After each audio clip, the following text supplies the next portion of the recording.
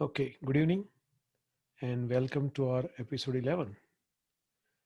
So, as we discussed last time, we'll do a quick meditation and then we'll open it up for questions uh, on the karma sessions over the last 4 weeks or so.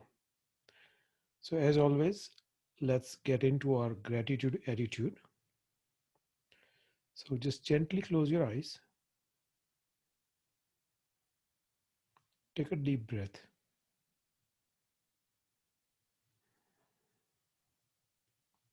and as you exhale, relax your body.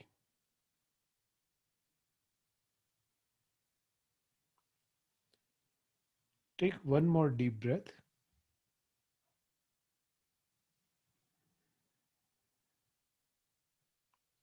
and this time, completely relax your body.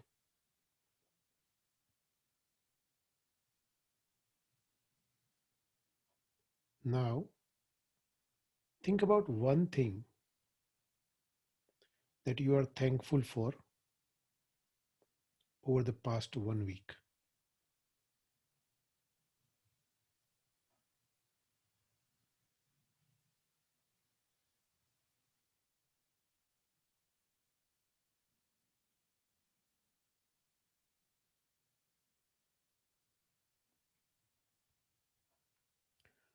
Once you have identified that,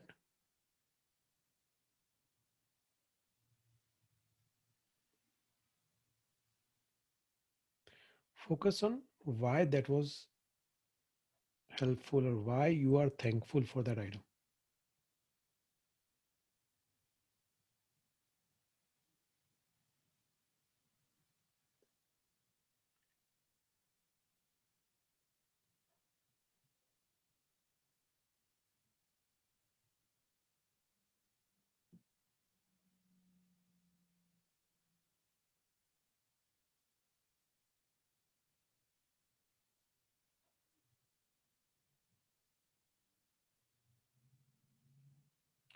And now let it be free. If you are by yourself, say it out loud what you are thankful for and why. If you are with someone, tell that person what you are thankful for and why.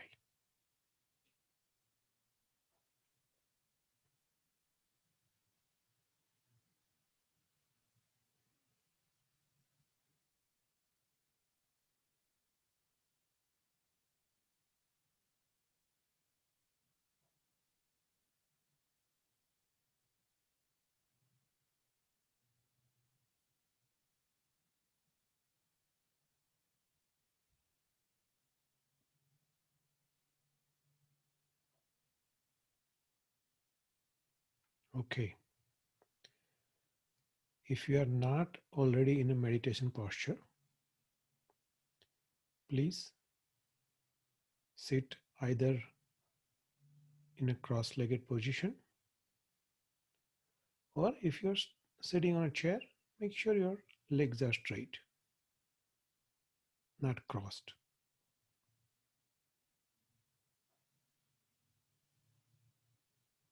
Make sure your back is upright,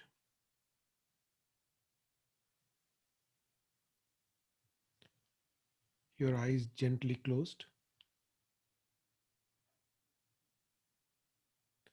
and keep your mouth just a little bit open so that tension doesn't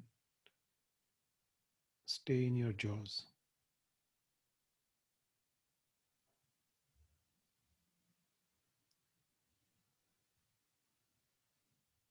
Now, take a deep breath.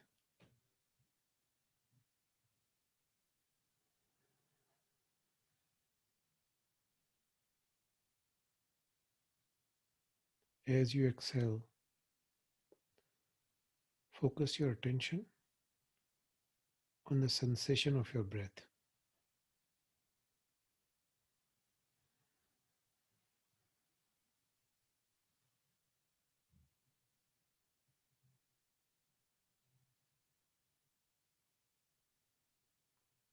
Notice the cool air sensation when you breathe in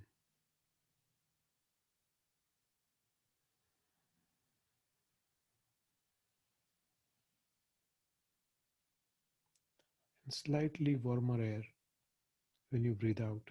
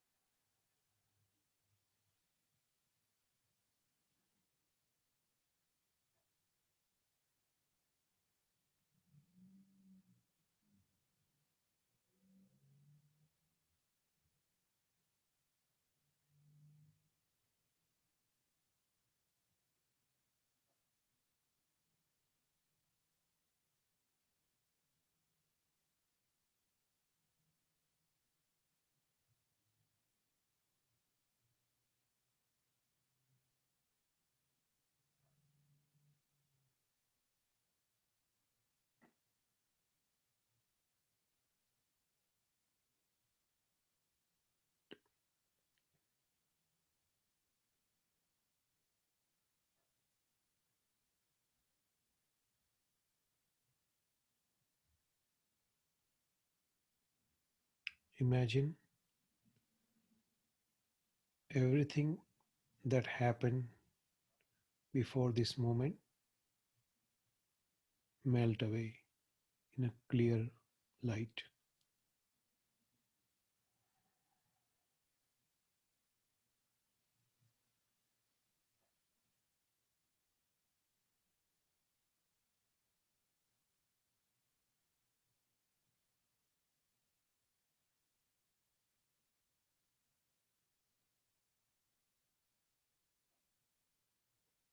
Imagine everything that will happen, which,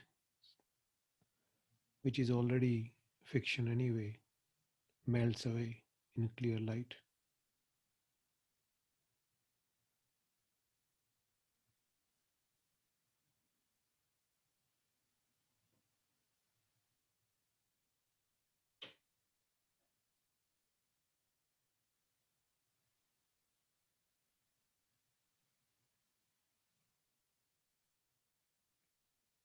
So you are in this moment alone.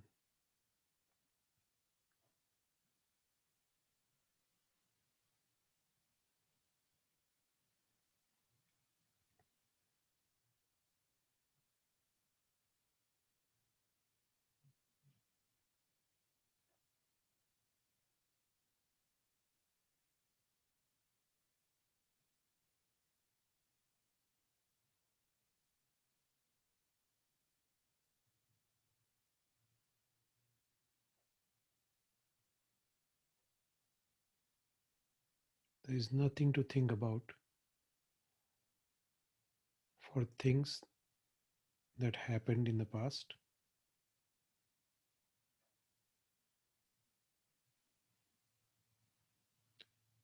There is nothing to think about for things that have not yet happened.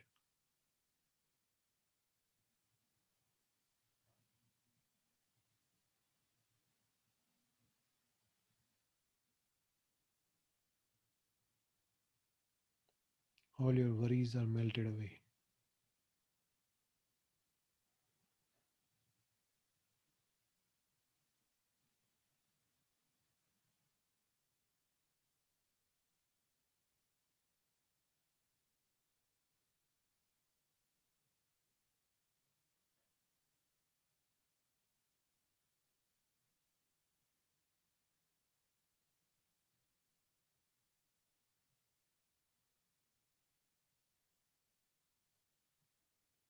Just enjoy pure peace of this moment.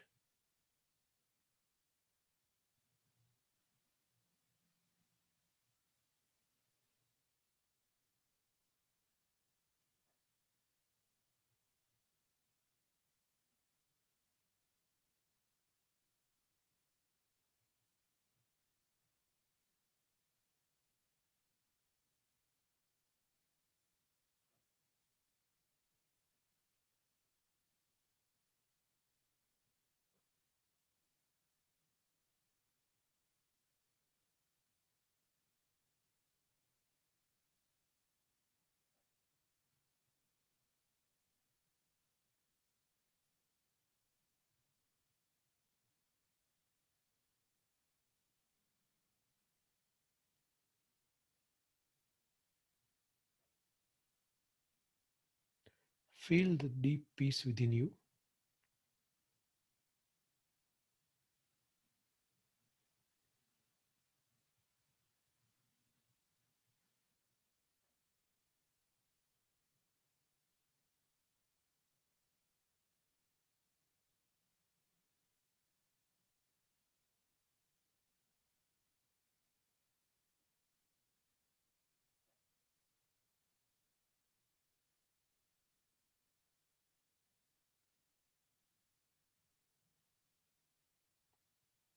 Focus on that peace for a minute or two.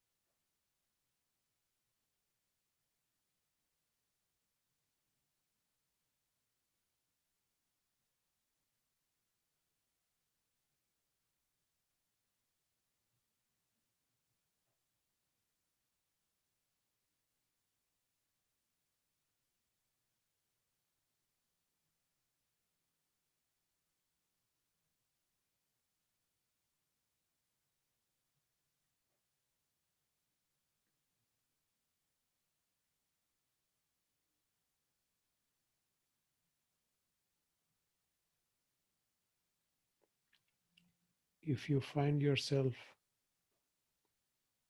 carried away by your thoughts, just gently come back to that peace.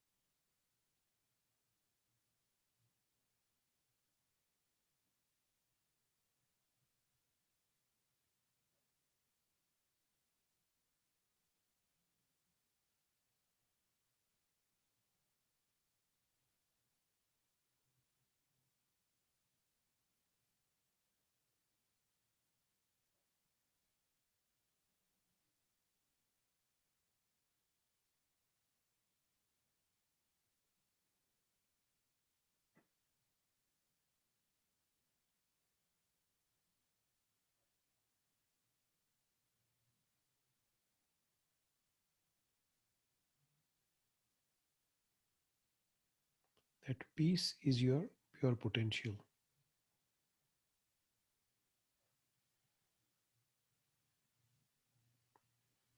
Contemplate that for the last minute or so.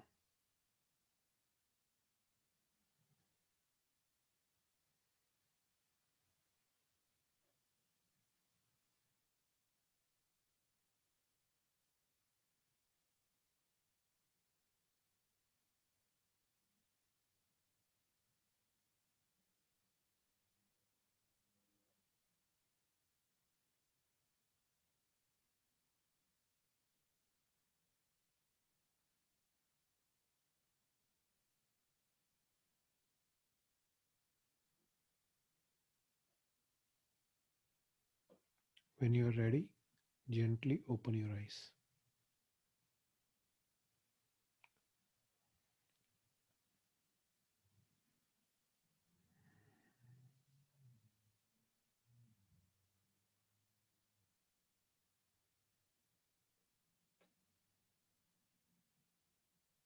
Okay. Hopefully that was helpful. Let's go ahead and open up for questions on karma, which we have been discussing for the last 4 weeks. Floor is all yours.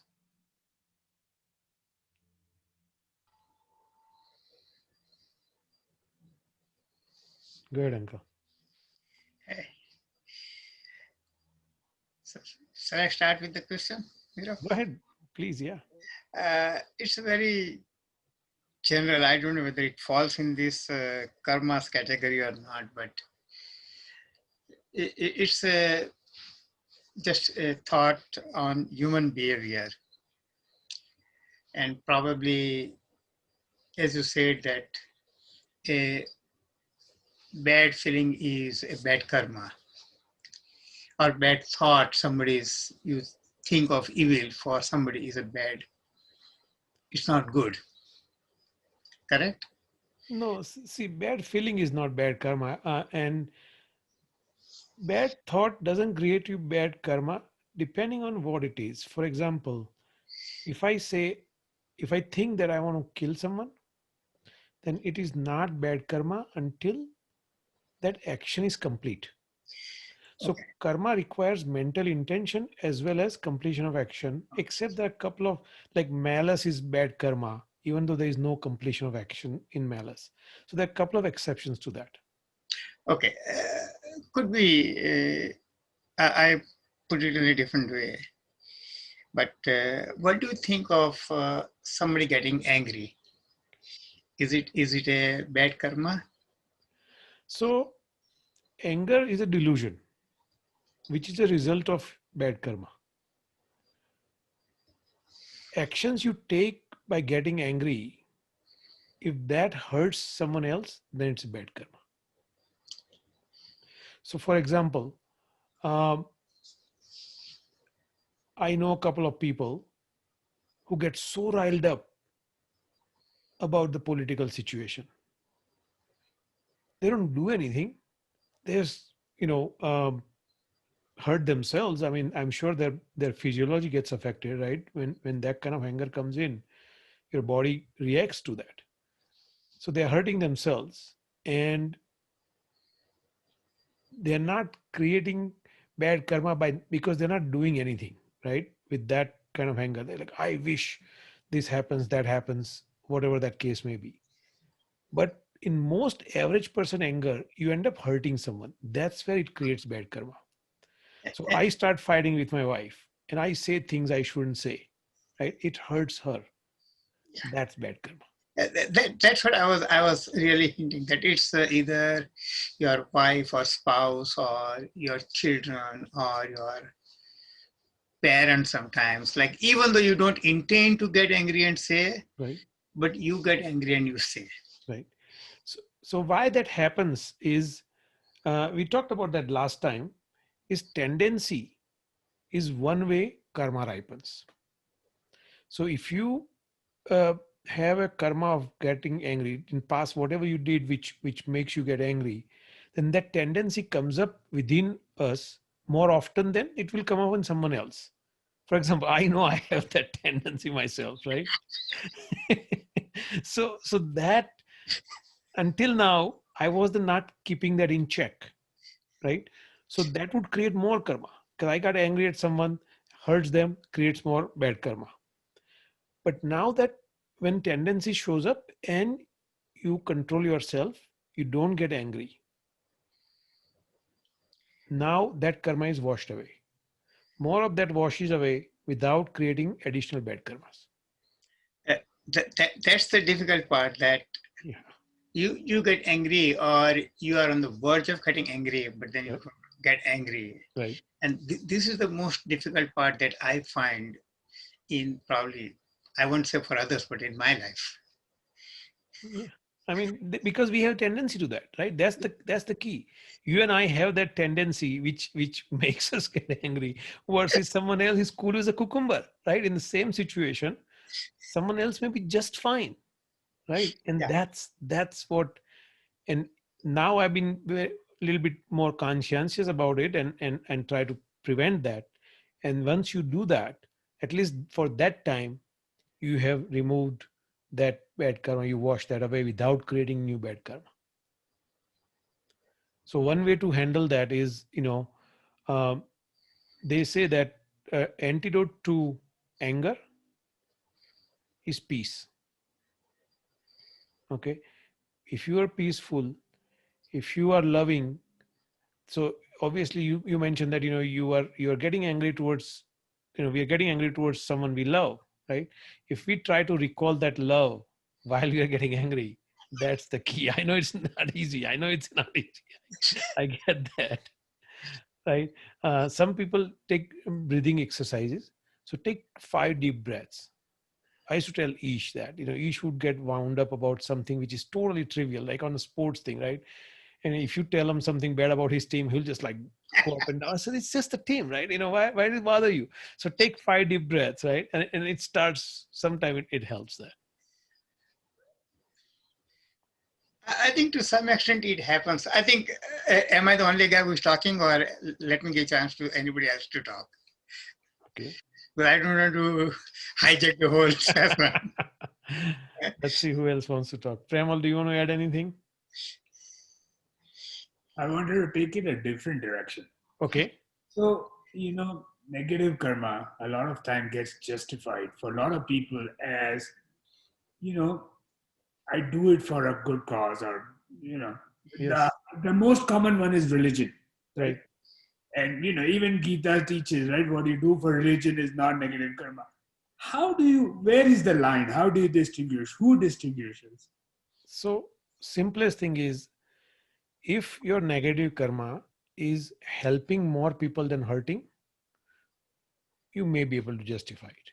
For example, we talked about last time, if you kill someone who is about to blow themselves up to kill 500 people, you can justify that. But you cannot justify negative karma in the name of spreading dharma, right? You say, hey, I am going out to this different country to convert these 100 people and teach them about religion, and if that means I gotta beat them up, so be it. Doesn't work that way, right? That's not you know that is negative karma at the end of the day. Does that Is that where you were going? Yeah. Okay.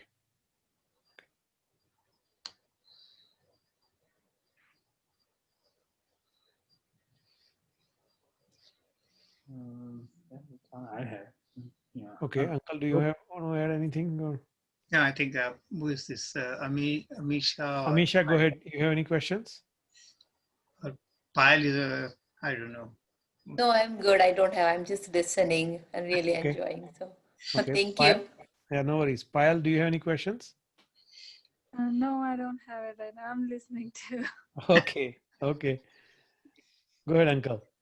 Okay, my thinking is like this, that the thing starts with your expectation from somebody whom you love or whom you know, like your spouse or children or friends or siblings or parents. And then it doesn't get fulfilled for some reason. I get that. And then you get a little frustrated. You try to push your point because you take the ownership of that point. And at the same time, the other person also takes the ownership of his thought. And ultimately, out of two, one has a more power or authority, either because of the position or age or whatever. I get that. So let me put it this way, guy. I see your point. Okay. So we have not talked about this. We'll probably talk about, since you brought it up. Next time we'll go talk about positive karma, but after that I'll bring this up.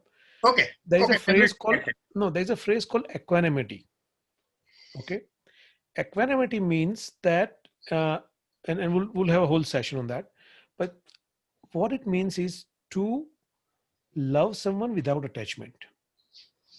Compassion without attachment is equanimity. See, problem we have is we discriminate. I love my daughter. That's why, that love is part of attachment. Okay. Yes. You don't have the same compassion you have towards your kids that you towards your neighbor, right? And me included, right? This is just in general, we don't have that. That's what we need to develop, is equanimity, where we are compassionate toward everyone without attachment. If once that attachment goes away, the expectation goes away. Okay. Right now, the expectation is strictly due to attachment. Right? I have X, Y, and Z expectation about my wife or my kid or whatever, or my employee for that matter, right? Someone who works for me. Why? Right? And that, again, it's difficult to do. It's easy to talk. I get that, right? But if we get to that status, where we are equanimous towards everyone, right? Let's start with our loved one first before we start loving our neighbors. Let's make sure that we love our family without attachment. Once that attachment goes away, your expectation will go away, guaranteed. No, I agree. Like it's the difference in your expectation and reality brings you the frustration because you see something different than what is happening or what is going to happen. Whatever may be the reason, because you try to see your own failure in somebody else's success. And see, let me put it this way: even not even that. Lot of parents, right, are projecting themselves through their kids, right? Yeah. Things they couldn't achieve, they want kids to achieve. Yeah, that Right? exactly. Yeah. I want my kid to be president because I couldn't be president. Right? I mean, that's a fact of life, right? Yeah. But if we can get that attachment out, right, and start to accept what is rather than what it should be, right? If you start Right. accepting what it is, you love your kids for who they are and not for who they should be, right? I agree. Then that expectation goes away. It's very difficult to do. I'm not saying it's easy, right? But if we start making progress towards that, right, accept whatever it is. And I got a daughter at home and she goes to college, right? She'll come talk to me, she'll talk for half an hour and I say, yeah beta. If I give one suggestion, she explodes. Right? So I noticed that's not happening because of COVID. We don't have a choice, right? So I said, okay, now I don't give suggestion. If she asks me a question, I try to figure out she's really asking or she just wants. I think same thing happens with me. Like I told, like I have two daughters, Riddhi and Ankita. Right. I say, okay, I'm not going to tell you. I have taught you everything, right, wrong, good, bad. Right. You decide. You have question, you come back to me, I'll answer. But I'm not going to tell you what to do. So I started doing Yeah. this about 3 years ago, uncle. Not three. Each graduated 2016. Yeah, 2017. I started doing this with both my kids. I said, your life, your decision. I'm going to tell you what I think, right? I'll give you pluses and minuses. But once the kid is 15, 16, I think we got to start saying your life, your decision. Because otherwise you'll keep fighting for their lives for rest of your life and make your life, both of your lives miserable. Same thing happened, like sharing my personal experience. I called Ankita. I told, hey, you have some COVID cases in daycare where your daughter goes. So why don't you stop sending her to daycare? So Dad, I see your concern, but don't worry. I take care of my family. Well, she's the right way to do Okay, it. goodbye. She's right. Her Yeah. family. And I say, no more, They no decide. more. It's my concern. I think I should express it to you, but it's your decision. Exactly. Your husband is a doctor, infectious disease. He knows much more than me. That's right.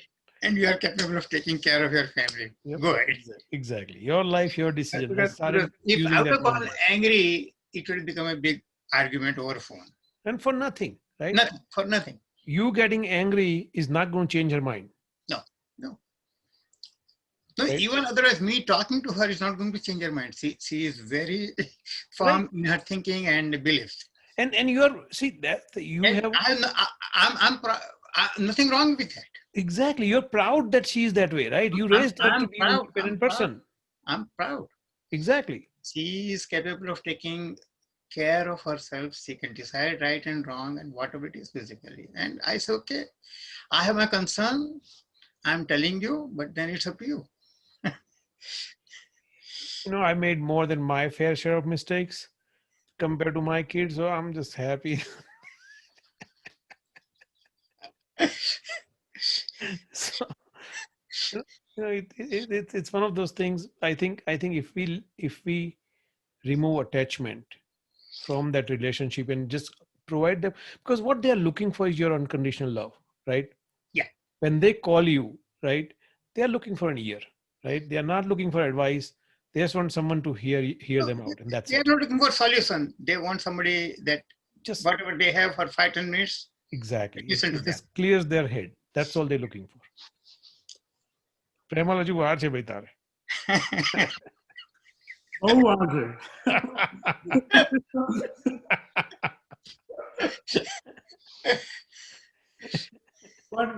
but it's happening. I mean, yeah, she's not quite 15, long ways from 15, but she can take suggestions. That's right. That's right. So, which is, see, that's the thing. We are raising them to be independent. And then when they are independent, we have a problem with that. So we shouldn't have a problem because, we are proud that they are independent. I think there's a good saying, that we teach them to do everything on their own. We say, you do your stuff. And when they really start doing it, we say, don't do it. Yeah. That's right.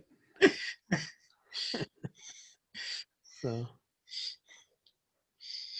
but yeah, that's interesting. Again, I'm just going to recap the conversation that anger directed towards someone which hurts them is bad karma.